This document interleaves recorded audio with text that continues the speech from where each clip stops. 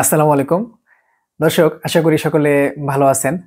তো রমজানের পরে বিক্রির জন্য কোন সময় শশা চাষ করতে হবে বা শশার বীজ রোপণ করতে হবে, এই বিষয় হচ্ছে আজকের ভিডিও।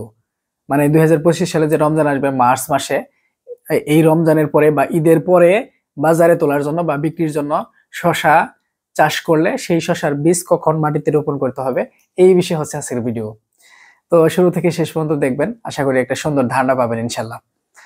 তো হচ্ছে দেখেন, রমজান শুরু হবে মার্চ মাসে।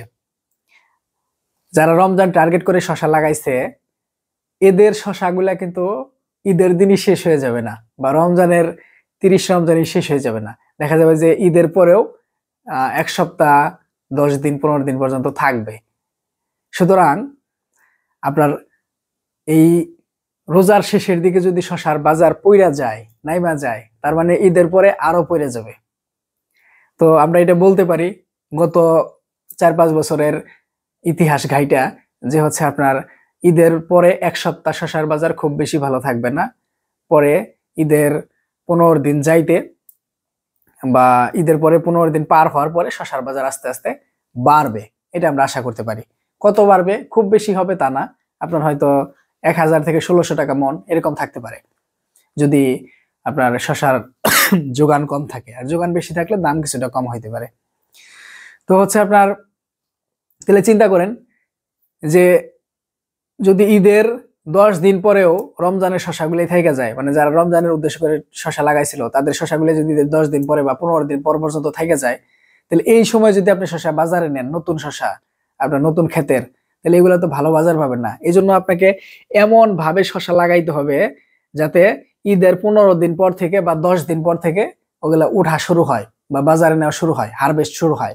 হ্যাঁ, এই জন্য আপনি যে কাজটা করতে পারেন, রমজানের দ্বিতীয় সপ্তাহে বা মার্চের দ্বিতীয় সপ্তাহের শুরুতে শশার বীজ মাটিতে দিতে পারেন।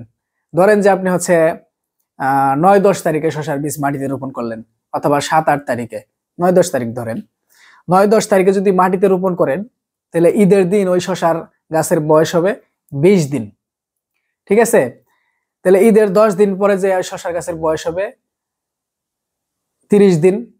ঈদের 15 দিন পরে যে শশা গাছের বয়স হবে 35 দিন। তো কোন কোন জাতের শশা ফেব্রুয়ারি থেকে মে মাস পর্যন্ত চাষ করা যায়, এ বিষয়ে আমি একটা ভিডিও দিচ্ছি আমার চ্যানেলে, ওইটা আপনারা দেখে নেবেন। তো এই ভিডিওর মধ্যে আরেকটু ধারণা দেই যে কোন শশা কত দিনে হারভেস্ট করা যায়। যেমন আমি যে সিজনাল শশা বা ফেব্রুয়ারি থেকে মে মাস পর্যন্ত কোন কোন শশা চাষ করা যায়, সেগুলা এরকম 10টা জাত আপনাদেরকে বলে দিছি।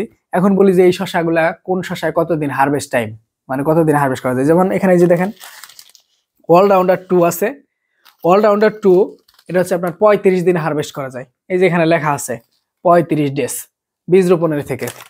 তারপর হচ্ছে আপনার এখানে যতগুলা জাত আছে, হ্যাঁ, এখানে যতগুলা জাত আছে সবগুলাই মোটামুটি হচ্ছে আপনার 35 থেকে 40 দিনে আপনি সংগ্রহ করতে পারবেন। এই যে এটা 35 দিন লেখা আছে না, এটা অনেক সময় একটু বেশি লাগে, 40-42 দিন এরকম লেগে যায়। কিন্তু কিছু কিছু শশা আছে যেগুলো হচ্ছে কম দিনে হারভেস্ট করা যায়। যেমন কি আছে আপনার হচ্ছে এখানে আছে স্মার্ট বয়, এটা আপনি 32 থেকে 35 দিনে সংগ্রহ করতে পারবেন।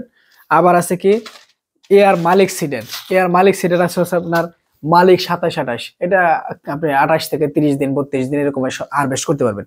যাই হোক, তো কয়েকটা জাত আছে যেগুলো হচ্ছে আপনার 30 থেকে 35 দিনে সংগ্রহ করা যাবে। কিছু জাত আছে আপনার 35 থেকে 40 দিন বা সর্বোচ্চ 45 দিনে সংগ্রহ করা যাবে, 40-42 ধরতে পারেন, 40 দিনে সংগ্রহ করা যাবে। তাহলে মোট আমরা যেটা ধরতে পারি হারভেস্ট টাইম, সেটা হচ্ছে 35 দিন, সর্বোচ্চ 35 দিন বা 32 দিন এরকম ধরতে পারি। ধরলাম 35 দিন, 35 দিনে হারভেস্ট করতে পারবেন। তাহলে আপনি যদি হচ্ছে রমজানের 10 রমজান যাইতে অথবা 10 মার্চে জমিতে বীজ রোপণ করেন, তাহলে ঈদের 15 দিন পার হইলে আপনার ওই শশার ক্ষেতের বা শশা গাছের বয়স হবে 35 দিন। তাইলে আপনাকে কি করতে হবে, যদি রমজানের শশার যে একটা গেদাল লেগে থাকে বা বেশি পরিমাণে প্রোডাকশন হয়, বা রমজানের উদ্দেশ্যে রমজানকে টার্গেট করে যারা শশা লাগাইছে, এই শশা শেষ হওয়ার পর যদি আপনি আপনার শশাটাকে বাজারে তুলতে চান, সেক্ষেত্রে অবশ্যই আপনাকে কি করতে হবে, মার্চ মাসের 9-10 তারিখে অথবা হচ্ছে রমজানের 9-10 রমজান যাওয়ার পরে জমিতে বীজ দিলে এটা যাইয়া ঈদের 15 দিন পরে আপনি বাজারে তুলতে পারবেন এবং আশা করা যায় ততদিনে রমজান উদ্দেশ্য করে যারা শশা লাগাইছিল এদের শশাগুলো শেষ হয়ে আসবে এবং আপনি শশার ভালো একটা বাজার পাবেন। তো আশা করি আমি বিষয়টা আপনাদেরকে বুঝাইতে পারছি যে রমজানের পরে বিক্রির জন্য কখন শশা চাষ করতে হবে। হ্যাঁ, এখন বলি যে এই যে শশার বীজ দেখতেছেন এখানে আরো অনেকগুলা নাম লেখা আছে, এটা নিয়ে আমি আগেও একটা ভিডিও দিছি। তো হচ্ছে আপনাদের যদি কোনো শশার বীজ অথবা যে কোনো ধরনের সবজির বীজ লাগে তো আমাদের প্রতিষ্ঠানের নাম হচ্ছে MA এগ্রো। MA এগ্রো থেকে আপনারা হচ্ছে মাত্র 130 টাকা কুরিয়ার চার্জ দিয়ে দেশের যে কোনো জায়গায় কুরিয়ার সার্ভিসের মাধ্যমে আপনারা বীজ নিতে পারবেন, যে কোনো সবজির বীজ, ফসলের বীজ। আর হচ্ছে আমাদের কাছ থেকে আপনারা যে জিনিসটা পাবেন সেটা হচ্ছে অথেন্টিক বীজ পাবেন, কোনো ধরনের ঝামেলা নাই, ভেজাল নাই, কোনো 2 নাম্বারই নেই, অরিজিনাল বীজ পাবেন এবং হচ্ছে ন্যায্য মূল্যে পাবেন। আর হচ্ছে আমাদেরকে অগ্রিম কোনো টাকা দিতে হবে না, শুধুমাত্র 130 টাকা কুরিয়ারের চার্জটা দিলেই হবে। আমরা বীজ আপনার বাসায় পৌঁছাই দেব কুরিয়ার সার্ভিসের মাধ্যমে, হোম ডেলিভারি। ওই কুরিয়ারের লোক যখন আপনার বাসায় বীজ নিয়ে যাবে তখন তার কাছ থেকে বীজ রাইখা টাকা দিয়ে দিলেই হবে। হ্যাঁ, আর হচ্ছে যদি আপনাদের কোনো কৃষি বিষয়ক সাধারণ পরামর্শ বা তথ্যের প্রয়োজন হয় আমাদের সাথে যোগাযোগ করতে পারেন আমাদের হোয়াটসঅ্যাপ নাম্বারে অথবা হচ্ছে আমাদের মেসেঞ্জারে, অথবা সরাসরি ফোন করতে পারেন। আমরা আপনাদেরকে সবসময় সহায়তা করার চেষ্টা করবো ইনশাল্লাহ। তো ভালো থাকবেন সবাই, ধন্যবাদ সকলকে, আসসালামু আলাইকুম, আল্লাহ হাফেজ।